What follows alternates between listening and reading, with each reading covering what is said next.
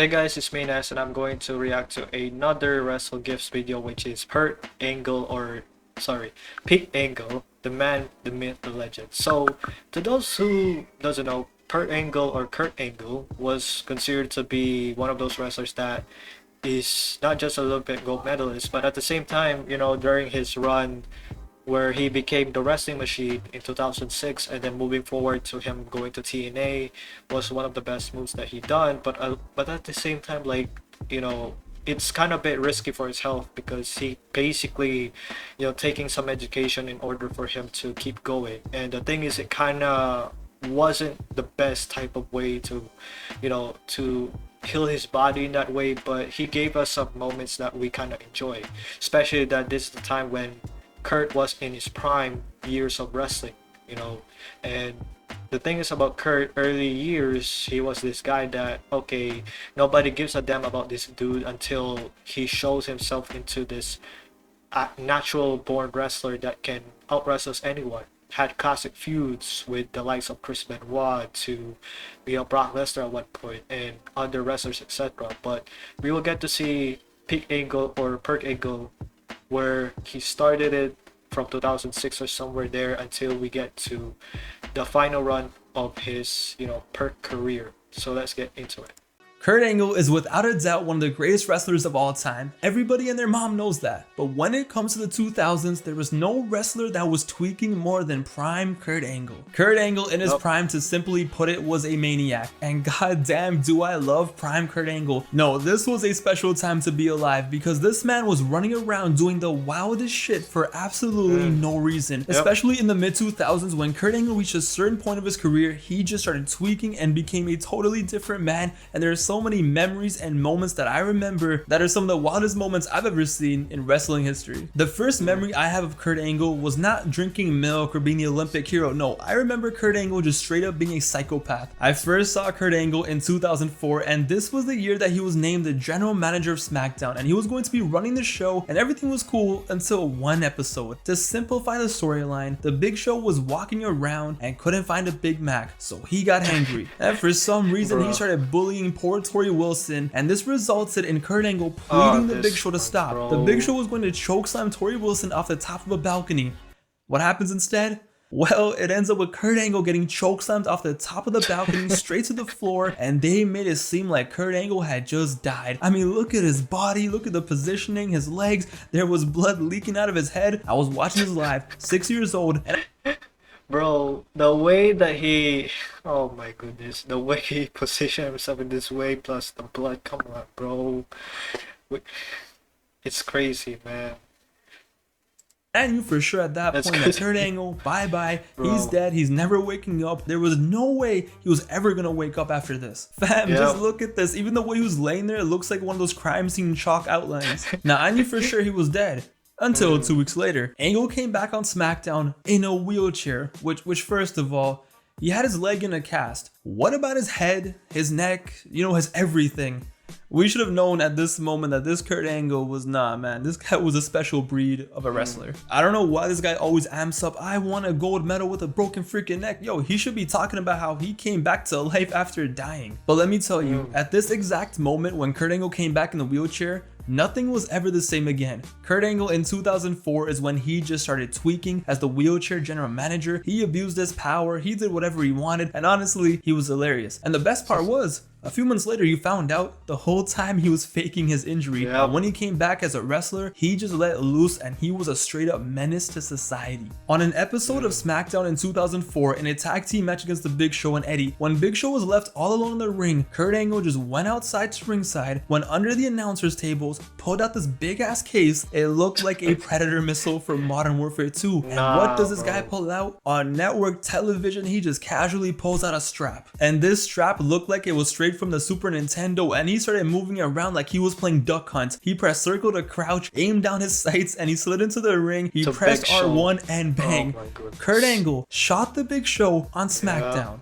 what kind of wrestling was this? Just hear that sentence one more time. Kurt Angle shot the Big Show on SmackDown. I was watching this live as a kid and I really thought that this time Big Show was dead. Yeah, Kurt Angle survived his near-death experience, but this man just got shot. There is no way he's alive. I saw it with my own 2 eyes. I had no idea what a tranquilizer was back then. All you see is Big Show just stumbling and tumbling. Meanwhile, Kurt Angle was smiling and drooling all over the damn place. And then this psycho just gets on top of him with his goons and just starts shaving his head in the ring. Shaving the Big Show's head after shooting with the tranquilizer while thousands of people just stood there and watched. Then in 05, things just got more and more out of hand. Now what's worse than shooting a guy with a tranquilizer and shaving his head? Well, you're about to find out, because first, he brought back the legendary Sensational Sherry to help him sing his own version of Shawn Michaels' theme song, I'm just a sexy Kurt,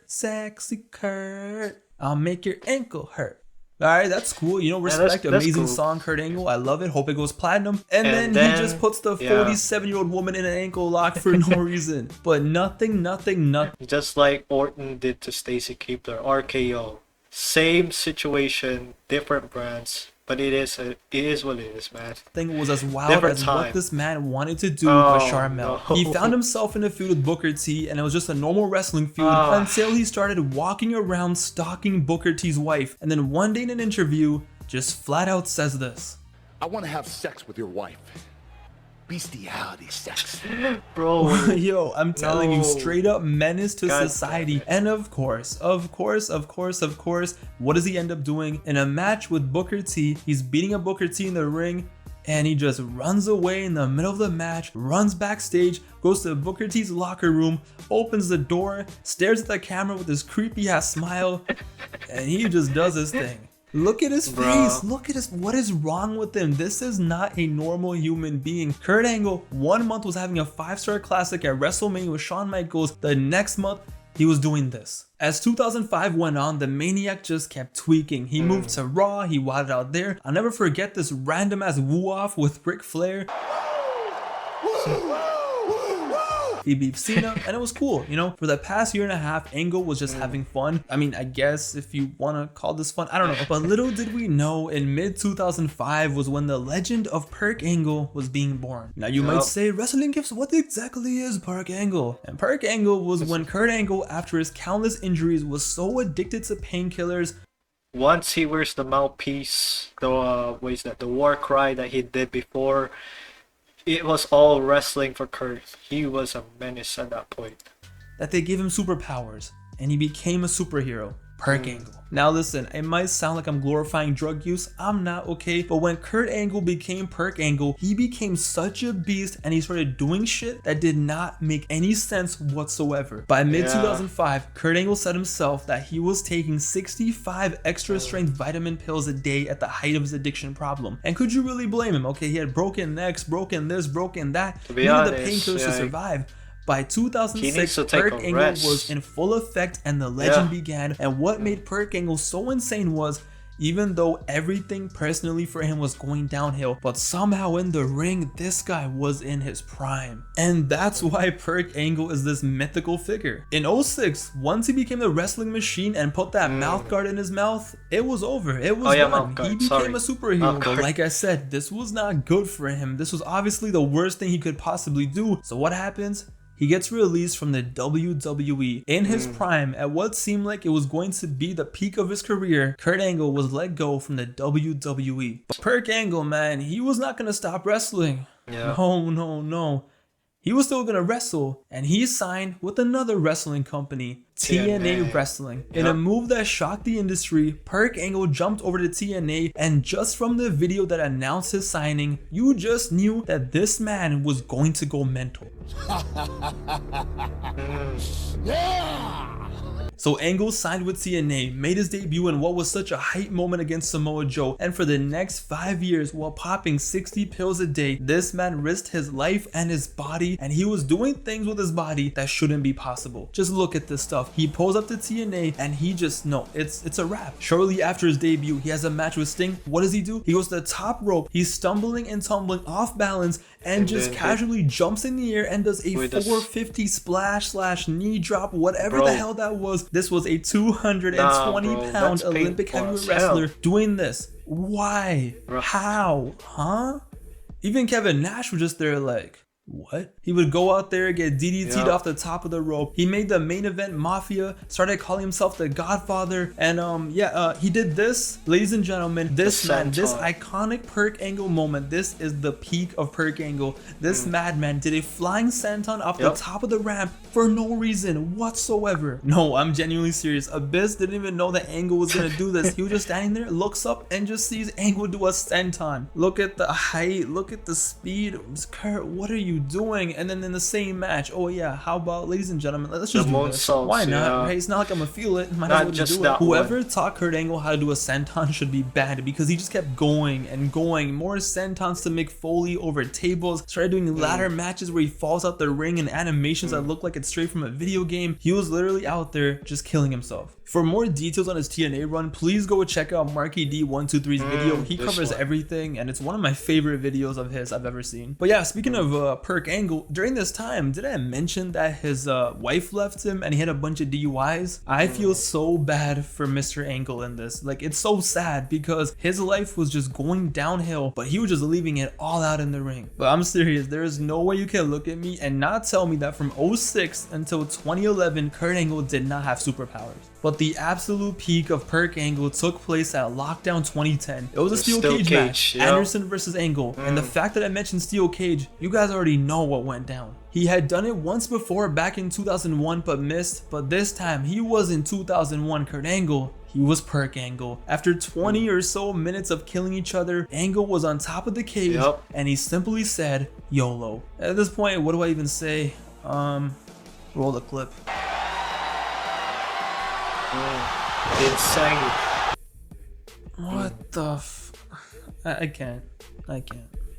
Ladies and gentlemen, Kurt Angle in the mid to late 2000s. It started off as haha, oh my god, Angle is crazy, he's shaving heads and making people tap, to yo, oh my god, Kurt Angle is on one right now. Can someone please get him out the ring? This man was at his absolute worst, but still carried TNA wrestling on his back, risking it all every single night, going above and beyond what he needed to do. The bean was kicking in, everything was kicking in, and as funny as it is to joke about it and crazy everything that happened, don't forget how sad this truly was. Shout out to Kurt Angle, he's a legend, he's a GOAT. Thank God that he's clean, he's sober, and he's living his best life. But this time period, honestly, it just leaves me speechless. What a time it was to be alive.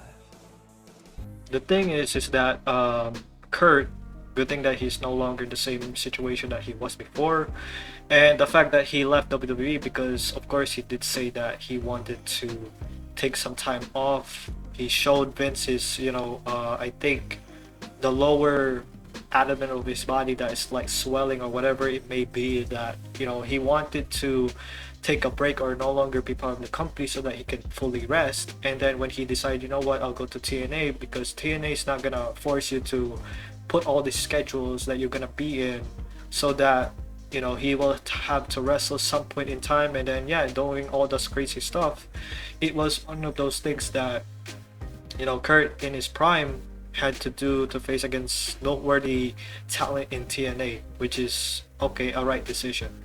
So this is a good video, and yes, there is another video about this one from Marky123 if I'm not mistaken, where for him to cover everything about Kurt Angle, which is like, again, one of the best in the business, but let's face it, WWE wouldn't be the same if it was for him with all this crazy stuff. But let's face it, TNA finds someone that can carry the brand for those remaining years before it went downhill from there. So of course, shout out to Kurt Angle, because he is a true legend of the business. He's like, a guy that's willing to raise his body for our entertainment, and whenever it may be, we will never see another Kurt Angle, even if there's another guy that has the same things about Kurt Angle, was part of the Olympic team, but never gonna do this much crazy in today's wrestling. So all I can say is that thank you for watching, and we will see each other in the next video.